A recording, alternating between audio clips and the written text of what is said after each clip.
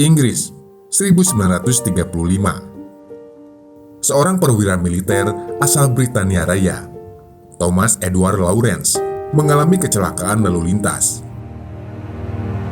Saat melintasi jalan terjal dan menukik, lantaran terlalu kencang dan pandangannya sedikit terganggu, Lawrence hampir menabrak anak-anak yang bermain di jalanan.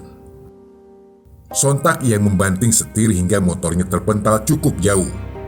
Akibat kecelakaan itu, Lawrence menderita luka serius di bagian kepala hingga membuatnya koma dan meninggal dunia. Lantaran kejadian itu, Hugh Grant, dokter saraf yang menangani Lawrence, menyimpulkan ada yang tidak beres dengan perilaku pengendara sepeda motor di masa itu. Ia lantas memulai penelitian terkait dengan cedera kepala yang dialami pengendara motor hingga bagaimana upaya pencegahannya. Setelah 6 tahun melakukan pengkajian, Krantz menerbitkan sebuah jurnal Head Injuries in Motorcycle. Mulai dari sanalah, seluruh konsep dan garis besar helm pertama mulai terbentuk. Pada 1941-an, Krantz merancang helm pertamanya yang terbuat dari material karet dan gabus. Selang beberapa tahun, profesor asal Carolina Selatan, Amerika Serikat, C.F. Lombard, melengkapi helm buatan Krantz dengan cangkang berbahan keras di bagian dalamnya. Sejumlah negara mulai menerapkan hukum menggunakan helm untuk pesepeda motor, termasuk di Indonesia. Penggunaan helm di Indonesia mulai pada 1970-an, yang digagas Kapolri, Jenderal Hugeng Imam.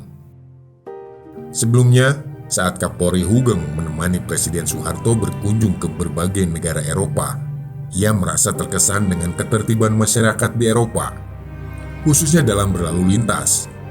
Ia mengamati para pemotor yang selalu menggunakan helm. Dari kunjungannya itu, Hugeng mendapatkan ide untuk menerapkan penggunaan helm di Indonesia.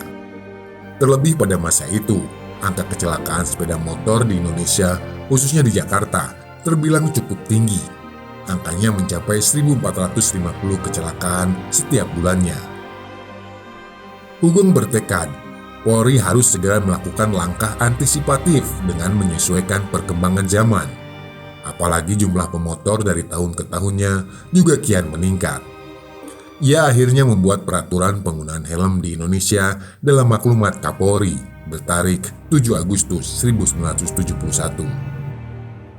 Dalam maklumat itu ditegaskan, para pengendara sepeda motor wajib mengenakan helm. Ada sanksi bagi yang melanggar.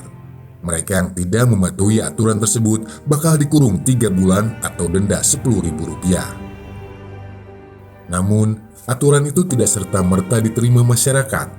Mereka yang menolak berdalih ribet, tidak terbiasa, dan menyulitkan saat akan bepergian. Ada pula yang menggugat maklumat itu ke Mahkamah Agung. Gugatan itu diantaranya dilayangkan Asikin Kusuma Atmaja, seorang pakar hukum. Menurutnya, polisi tidak punya wewenang untuk membuat peraturan yang bersifat seperti undang-undang. Namun, Mahkamah Agung menolak gugatan tersebut karena keselamatan masyarakat lebih utama.